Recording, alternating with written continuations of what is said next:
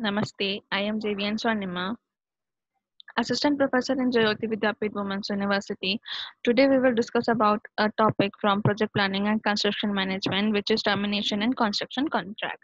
What is a termination and construction contract? Most form of contract will include a termination clauses setting out the circumstances under which a contract may be terminated. When a contract is terminated, the parties to contract are no longer obliged to perform their obligation under the contract. Terminating a contract can be complex, and it is very important that the correct procedure are followed. This may involve issuing notice, uh, setting out the grounds for termination, allowing warning periods, and giving the opportunity to remedy breaches.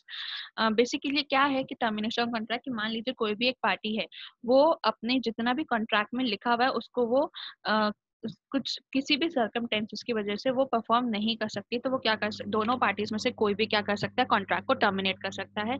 लेकिन जब दोनों party में जो भी contract को terminate करेगा, तो उसके बाद वो उसके बाद वो जितने भी ऑब्लिगेशंस लिखे हैं कॉन्ट्रैक्ट में उसको परफॉर्म करने के लिए उसको वो परफॉर्म करने के लिए ज़रूरी नहीं है कि वो उसको वो परफॉर्म करे, ठीक है। टर्मिनेशन जो कॉन्ट्रैक्ट होता है, कॉन्ट्रैक्ट का जो टर्मिनेशन होता है, उसको करने के लिए राइट प्रोसीजर इशू करना पड़ता है। वो प्रोसीजर क्या होता है कि सबसे पहले एक नोटिस जनरेट करना पड़ता है, जिसमें कि क्या टर्मिनेशन किस वजह से कर रहे हैं वो बताना होता है, और एक वार्निंग पीरियड अलाउ करना आता है, ताकि जो दूसरी पार्टी है जिसकी वजह से टर्मिनेट हो रहे हैं, जिसने जो गलतियां करी हैं या जो भी प्रॉब्लम क्रिएट करी है उसकी वजह से, तो उसको एक वार्निंग पीरियड दिया जाता है कि वो उस वार्निंग पीरियड में अपनी जितनी भी गलती है उसको सुधार ले। अगर उसके बाद भी वो नहीं कर पाते, उनको अपॉर्चुनिटी भी दी जाती है, लेकिन अगर उसके बाद भी वो नहीं कर पाते तो जो कॉन्ट्रैक्ट है वो टर्मिनेट हो जाता है। There are some many reason for terminating construction contract. जैसे कि मान लीजिए कि कोई भी कॉन्ट्रैक्टर है या ऑनर है, वो क्या है, पेमेंट देने में फेल हो गया है, ठीक है, वो पेमेंट नहीं दे पा रहा, ठीक है, या फिर जो परफॉर्मेंस है कॉन्ट्रैक्टर सब कॉन्ट्रैक्टर की वो सही नहीं है, परफॉर्मेंस जिस टाइम पे होनी चाहिए थी उस टाइम पे ना होके वो डिले हो रहा है उसको करने में, जो कम्युनिकेशन है ऑनर या फिर कॉन्ट्रैक्टर के बीच में वो सही नहीं है, तो ऐसे बहुत सारे कॉमन रीजन है जिसकी वजह से टर्मिनेशन के सर्कमस्टेंसेस क्रिएट होते हैं, ठीक है। सबसे पहला हम बात करते हैं consequences of breaking a contract.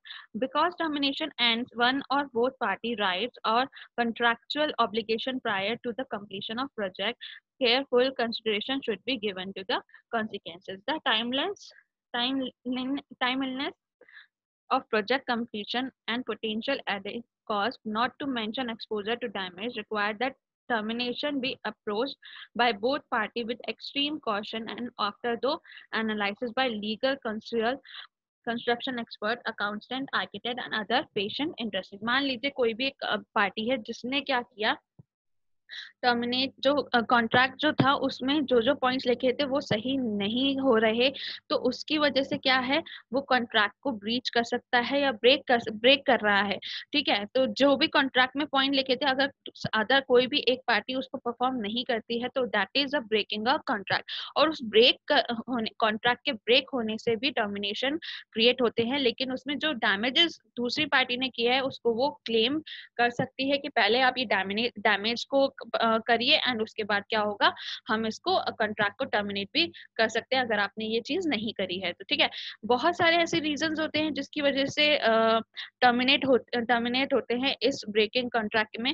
जैसे कि मान लीजिए कि ऑनर फेल हो गया पे करने में, कॉन्ट्रैक्टर को या सब कॉन्ट्रैक्टर को पे करने में वो फेल हो गए हैं, ठीक है। मान लीजिए प्रॉपर कोऑर्डिनेशन नहीं है दोनों ऑनर्स या ऑनर्स एंड कॉन्ट्रैक्टर के बीच में या सब कॉन्ट्रैक्टर्स के बीच में, जो है कोऑर्डिनेशन सही नहीं है, जो भी सप्लायर्स है उनसे भी कोऑर्डिनेशन सही नहीं है, तो भी हमारे क्या होते हैं, कॉन्ट्रैक्ट टर्मिनेट होते हैं। कॉन्ट्रैक्ट का पुअरली कोऑर्डिनेट है, जो भी वर्क शेड्यूल है उसके ऊपर जो ऑनर है उसका पुअरली कोऑर्डिनेट है वर्क शेड्यूल के ऊपर, तो उससे भी क्या होता है, टर्मिनेट होता है हमारा कॉन्ट्रैक्ट। समटाइम्स क्या होता है कि जो वर्क होता है, तो कोई भी कंस्ट्रक्शन वर्क क्या होता है, स्टॉप हो जाता है बाय कोर्ट और गवर्नमेंट, ठीक है। वो क्या करते हैं, स्टे लगा देते हैं, जस्ट बिकॉज ऑफ कि जो वर्क होना था वो वर्क प्रॉपरली नहीं हो रहा है, उसमें जितने भी हमको पहले किसी भी वर्क को करने से पहले कुछ पेपर्स चाहिए होते हैं, सर्टिफिकेट चाहिए होते हैं उस वर्क को परफॉर्म करवाने के लिए, तो वो अगर वर्क के स्टार्ट होने से पहले वो हमारे पास नहीं है, तो उसकी वजह से भी क्या होता है, कॉन्ट्रैक्ट को स्टॉप करना, सॉरी वर्क को स्टॉप करना पड़ता है। उस वर्क के स्टॉप होने की वजह से कॉन्ट्रैक्ट भी टर्मिनेट हो सकता है। कोई भी पार्टी उस कॉन्ट्रैक्ट को उस टाइम पे टर्मिनेट कर सकती है। ठीक है, जो कॉन्ट्रैक्टर है वो फेल हो रहा है कि जो टाइम पे परफॉर्मेंस होनी थी वो नहीं कर पा रहा, तो उसमें भी कॉन्ट्रैक्टर की गलती मानी जाएगी, और कॉन्ट्रैक्ट अगर ऑनर चाहे तो उसको कॉन्ट्रैक्ट को वहीं पे टर्मिनेट कर सकता है। ठीक है, अगर कॉन्ट्रैक्टर फेल होता है, जितनी भी क्वालिटी या क्वांटिटी होनी थी वर्क और मटेरियल की, जो कि जैसा कि कॉन्ट्रैक्ट में लिखा गया था, अगर वो वैसा परफॉर्म कराने में फेल होता है तो उसको उस कंडीशन में टर्मिनेशन होते हैं। लेकिन टर्मिनेशन से पहले हमको क्या है, हम क्या करते हैं, एक अपॉर्चुनिटी देते हैं जिस भी पार्टी की गलती हो रही है, जिसकी भी पार्टी की वजह से डैमेजेस या कोई भी ब्रीच हो रहा है कॉन्ट्रैक्ट का, तो हम क्या करते हैं, एक हम नोटिस पीरियड देते हैं। उस नोटिस पीरियड में क्या करते हैं कि ये फिक्स होता है कि उस नोटिस पीरियड में या तो जो जिसकी भी गलती है वो क्या करे, वो उस कॉन्ट्रैक्ट को सही कर ले। तो अगर वो सही कर लेगा तो हमारा वो जो भी टर्मिनेशन है वो नौबत नहीं आएगी। ठीक है, सेकंड पॉइंट इज फ्रस्ट्रेशन।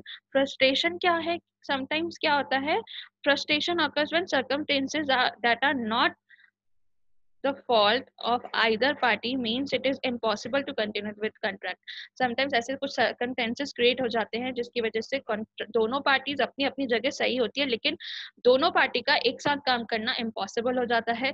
तो उस कंडीशन में भी क्या है, उस सर्कमटेंसेस पे भी क्या है कि फ्रस्ट्रेशन की वजह से भी हमारे कॉन्ट्रैक्ट्स जो होते हैं वो टर्मिनेट होते हैं। ठीक है, कन्वीनियंस भी एक रीजन होता है।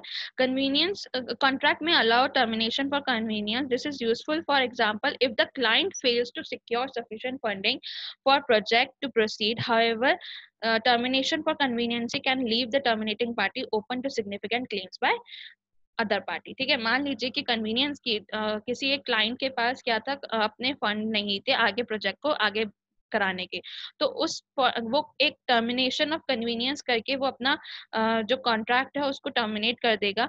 जो भी जो दूसरा कॉन्ट्रैक्टर है वो जो कॉन्ट्रैक्टर है वो टर्मिनेट कर देगा इस कॉन्ट्रैक्ट को, कि कन्वीनियंस की वजह से ये कॉन्ट्रैक्ट हम क्या कर रहे हैं, टर्मिनेट कर रहे हैं। लेकिन इस पॉइंट पे क्या होगा कि जो दूसरी पार्टी है वो अपने क्लेम्स ले सकती है ओपनली, वो अपने क्लेम्स ले सकती है जो भी उसकी वजह से उस कन्वीनियंस की वजह से क्रिएट हुए हैं। ठीक है, नेक्स्ट इज सस्पेंशन। समटाइम्स क्या होता है, कॉन्ट्रैक्ट में अलाउ सस्पेंशन ऑफ परफॉर्मेंस। मान लीजिए कि कोई एक बिल्डिंग तैयार होनी थी, लेकिन उस बिल्डिंग को कंप्लीट करने के लिए मेरे पास फंड नहीं है, तो मैं यहाँ पे एक सस्पेंशन का क्लॉज लगा सकती हूँ कि मैं इस इतने टाइम ड्यूरेशन के लिए सस्पेंड कर रही हूँ अपने इस वर्क को, ताकि मैं उतने टाइम में अपना जो फंड है वो रेज कर सकूं। लेकिन मान लीजिए उतने टाइम के लिए जो कॉन्ट्रैक्टर है वो स्टे नहीं रह सकता, तो उस पीरियड में भी क्या कर सकते हैं, कॉन्ट्रैक्टर जो है अपना कॉन्ट्रैक्ट टर्मिनेट करके दूसरा कॉन्ट्रैक्ट कहीं और या जो भी उसका काम है नेक्स्ट वो परफॉर्म कर सकता है। ठीक है, अब इस सस्पेंशन पीरियड में या तो वो ये कॉन्ट्रैक्ट टर्मिनेट हो जाते हैं, या फिर आफ्टर सस्पेंशन पीरियड दोबारा से कॉन्ट्रैक्ट स्टार्ट हो जाता है बिना किसी टर्मिनेशन के। आई होप आपको यहाँ तक समझ में आया होगा। If you have any query then please mention it in the comment box. This session is powered by digital version 2.0 Jayati Vidyapeeth women's university. Thank you.